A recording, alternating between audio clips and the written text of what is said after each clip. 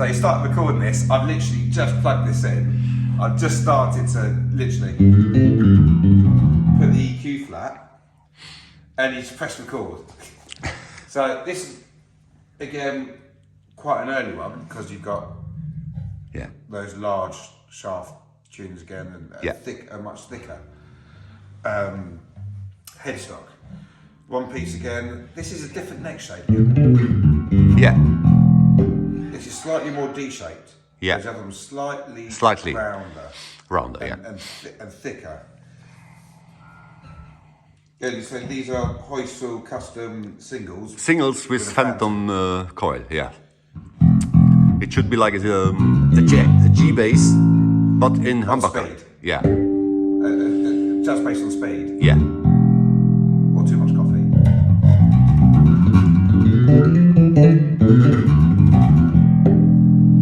Again, that's all flat.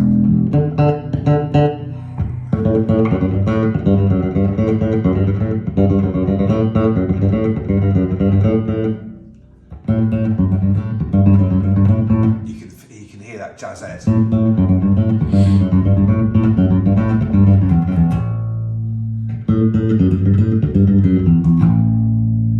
Now let's start adding tiny bit of bass. Take the mid out slightly. And let's have a bit of treble. That sounds like a nice.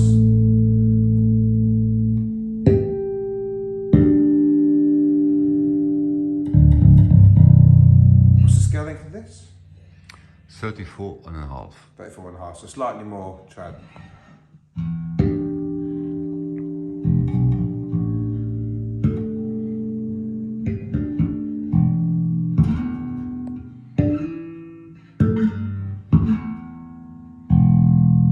Again, quite high action, but it's comfortable space still.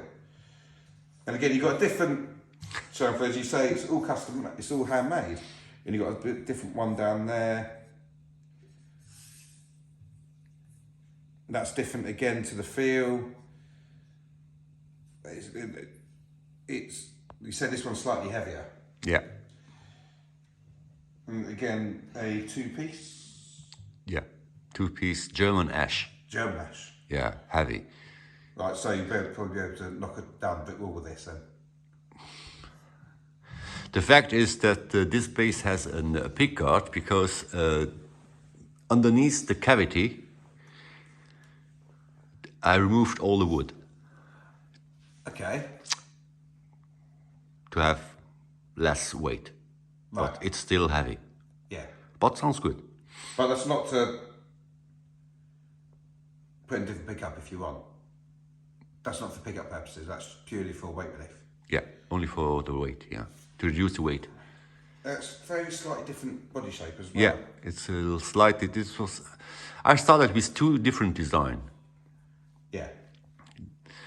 The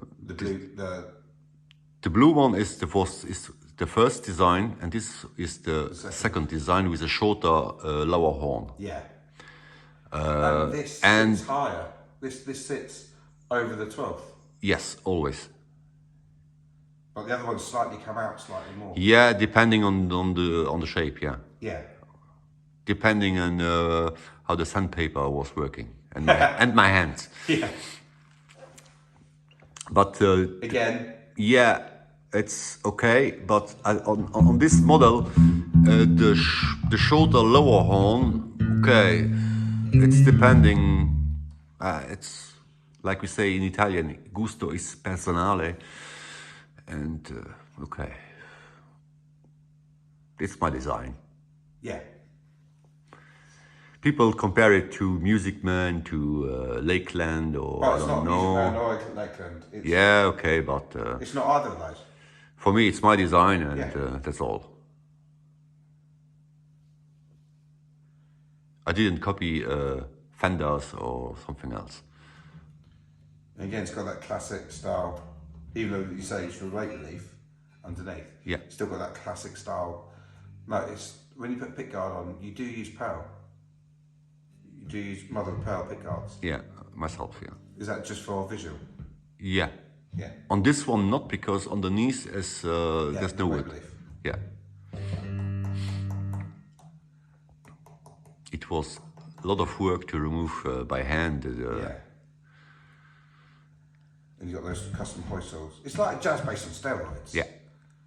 It is, yeah, correct. It's active passive. All my basses are active passive.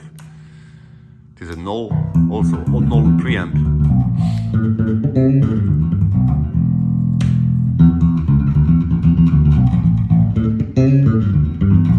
So that's a knob again. Yeah.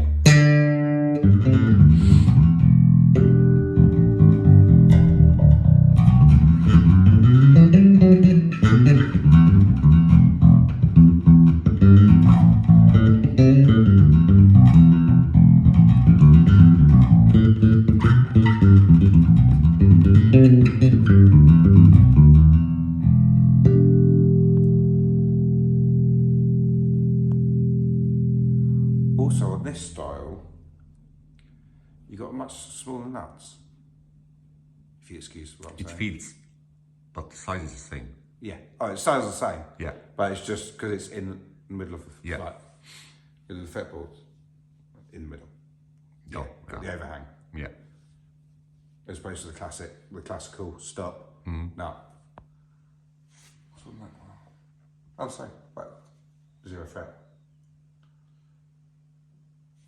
Still got those hip shot ultra lights Yeah. in a turquoise green, kind of teal turquoise. Yeah, it's a special color. Silvery. Yeah, this also was painted by myself, and the finish was done in the paint booth, but the color itself was made by myself, yes. Right. And as I'm not a good painter, I know, but I like it. It's not perfect colors, but what is perfect in the world. That doesn't necessarily matter if it's the perfect I like the colour. imperfection It's on design. there's no such thing as a but the perfect setup colour. should be okay. If the setup is okay, Yeah, the color doesn't matter. exactly. But there's no such thing as a perfect colour.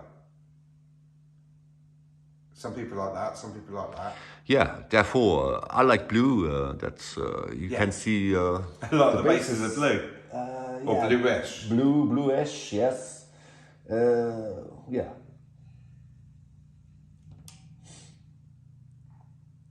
Or bright yellow. Yellow, yes. Yellow is really, how to say that? It's really difficult to have a nice yellow base. Oh, you've achieved that on that. Yeah, That's the not fact yellow, is that because to see the Venus of the wood, If you put black underneath. it was painted black, and then it was Sand it back. send and it then- back, send it back, send it back, and then yellow, black, and then yeah, it was done by myself, everything. It's nice 'cause you can see all the grains in it and everything like that. Yeah, you can feel and you can see the grain. Because it's natural. It's a natural thing, wood. So it needs to be shown, Yeah, and that's what all your bases, even the solid colour ones, you can feel the grain and see the grain underneath. yeah, And obviously you can see that in that, but you can see that in this one as well, yeah, even in silver, yeah, which is silvery bluish pearl, yeah. almost. Uh-huh. And that's one thing that really, when I first, Okay, on both bases there, the color is normally original car colors, yeah, as used by Leo Fender, and nowadays you can find colour. all colors you colour want. flip and- Yeah, and I like a little bit to have this metal sparkling Yeah. in the in the wood, in the color. I like that. It brings it Because out. for professional bass player as you are, when you are on the show and with the light show, sometimes okay, it's put something special, and yeah, yeah, and that's what's going to. I'm for me personally, as with many pro players, actually full-time players, the looks are almost the last thing. Yeah. How does it feel? How does it play? How does it sound? How does it sit on me? Yeah. Cool. What's the last thing? Colour. Yeah, okay. As we were discussing before, I used to have a Paisley bass. One of the Fender reissue 51p basses, Paisley, which was pink. Yeah. Flowery. Played great and sounded great. I regret getting into that bass. And I didn't care it was Paisley. It sounded good. Played well. Felt nice. The most important in my eyes is to, if a bass didn't talk to you, if you don't feel the bass, this bass is not made for you. No, exactly. It doesn't matter if it's green, blue, black or white, I don't know. But if any bass or the look of the design or the brand, the bass should talk to you, should be part of you, should be part of your body. And that's my goal. Therefore, I have tested and tried a lot of things in design and also with my basses. Well, I mean, also you've owned a lot of basses, ranging from Fenders through MTDs, through Music Man, through Warmouth, through through a lot of different things, and that's why that was my fault. Turn it down just because neighbours.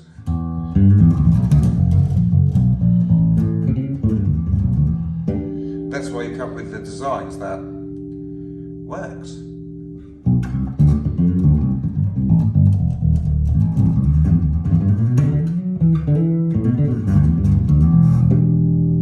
And we've set that up for me, this bass. And each of your basses sings differently. They all sing, but they all sing slightly different. So if you couldn't see, I was just literally turning up the volume slightly there.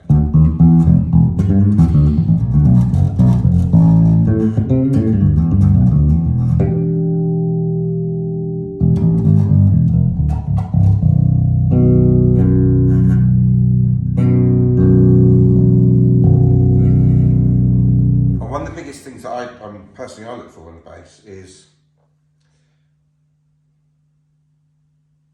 because I'll take that into any situation and it will sing true. In whatever band I'm working with, whatever situation, whether it be a function, whether it be a bar, whether it be a festival, whether it be, a big stage, stadium style gig. Could I walk into any gig and go straight away? Plug straight into a DI box, go boom, here's me. That's what I look for in the bass.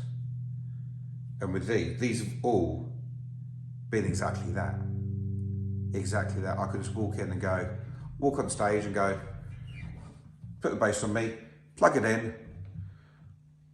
Most of the time I don't use amps, I DI. And I can go, yeah, that's the sound. And this is all flat. It's all flat.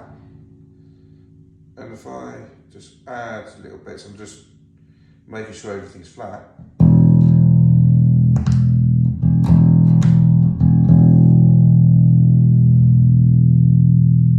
just add subtle amounts.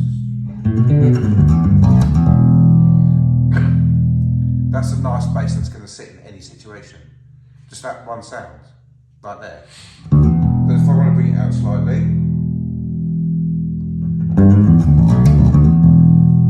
slightly more jazz-esque, and let's put these humbuckers to work a bit.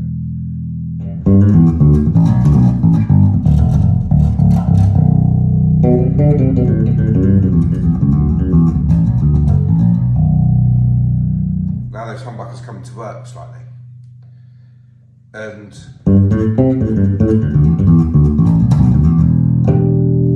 what I find is I generally find that one tone that's going to sit in any situation. Mm-hmm. And that's my starting point. That one particular tone. And that is everything flat. On all these basses here, generally the starting point for anything is flat. It's centered, entered, everything. Yeah. And with all these basses, that's just been prevalent from the word go. Is I can walk into I can just change that. You know, let's just say let's roll that back, and just not even look where I'm going. Okay, I've rolled all the EQ off, and I put it on the front pickup, and let's put it to passive. No, we don't need to put it in passive. Front pickup, all the EQs off. Obviously, it's slightly weaker because if I put it in passive mode, so let's add the rear pickup in. So it's coming in to its own. Put it in active mode. Let's put everything in centre. Now it's that colour palette to start. That's starting to come out. You can hear the different nuances coming out now. And just a that's that.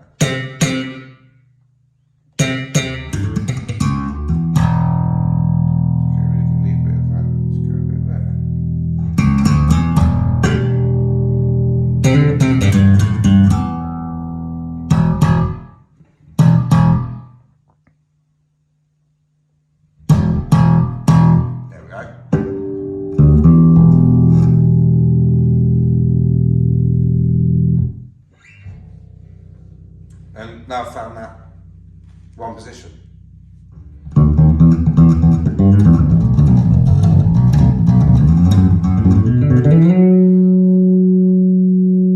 If you feel comfortable with the bass, that's the most important for me. Exactly. And I feel comfortable with any of these basses.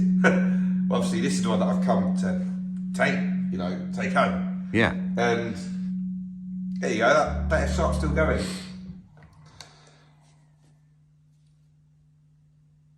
One thing I found with all your basses, there's not one dead spot. You find one. I haven't. I found one in this, but after I'd been tinkering around with different things and tinkering around here and here and things like that. Obviously, that's natural. That's going to happen because that was my fault. I overdid the tussle them so slightly. That's right. But there's no dead spot. There's no dead spots. No. And virtually every single bass, I can say virtually now, every single bass I've had, owned, played, from famous brands to non-famous brands to luthier brands, to individual luthiers to big factories, there's always a dead spot somewhere.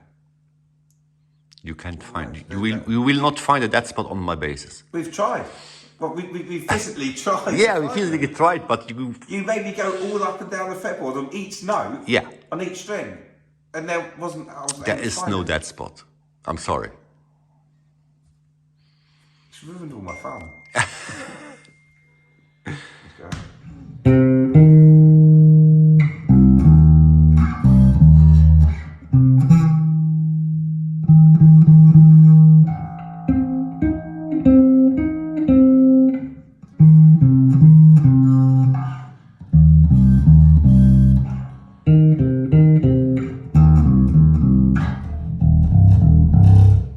Really annoying that there's no dead spots. Yeah, but I'm sorry for you. I'm going to cry myself to sleep tonight. Yeah. It's just, they're just. Hey. Have you seen the backside of the neck? You love it? Oh, that flang, man. It's ridiculous. We were saying compound radius, asymmetric neck. It's lovely. Hey, what's not to like? I'm sitting here in Luxembourg. Your phone is ringing all the times. Oh, it's constantly going off.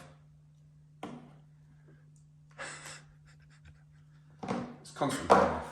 There's nothing that is ever of interest anyway. Yeah, the problem is that you are a busy bass player, professional bass player from London, and that's good. If you have a lot of jobs, gigs, concerts around, that's what you need. Exactly. And you need a workhorse, and now you have a workhorse for the next few months. For next year. For the next year. That was the criteria. Yes, that's what's the criteria. Stop yes. trying to cut it down on yourself. Yeah, you know. You know what I mean? Yeah, this is just... I was looking to find someone professional like you. You was nominated. You won this space. I'm happy for you. I'm happy also to have met you. You are a nice guy. Likewise. Crazy like me. Yeah. And We've got a slight caffeine addiction. and yeah, it's now time to drink together a coffee and to wish to our friends and And the whole community, bass whole community. bass community. Check out Ronaldo's basses. Yes. Check them out. And if you But see, don't check this one out because this might not be here tomorrow if I have my way. yeah, and if you see Jim playing around in London Come or say elsewhere, say hello to Jim. This will be there. Yeah, and You're welcome to try it. As long as you wear gloves and a full hazmat suit before you're trying it, please. Feel free to play it. It's an astonishing bass.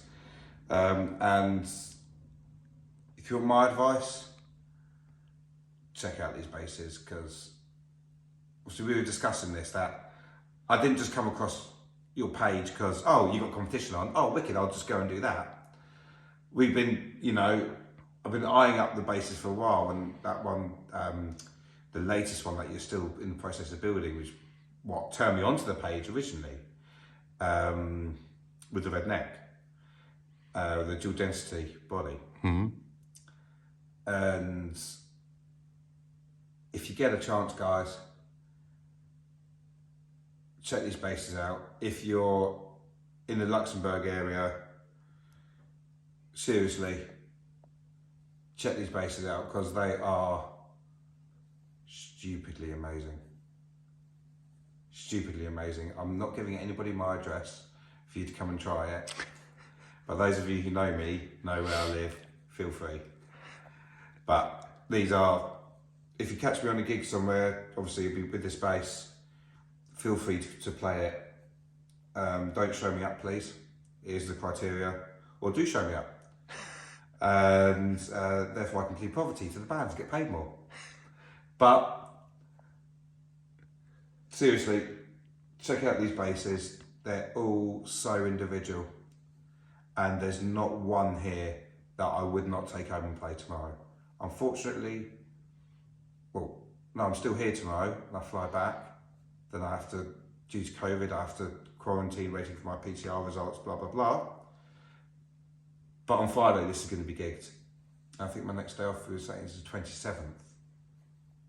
So this is going to have a good 12 days straight of abuse put through it. Everything from function through to jazz through to metal gigs, so, and everything in between, and pop gigs. So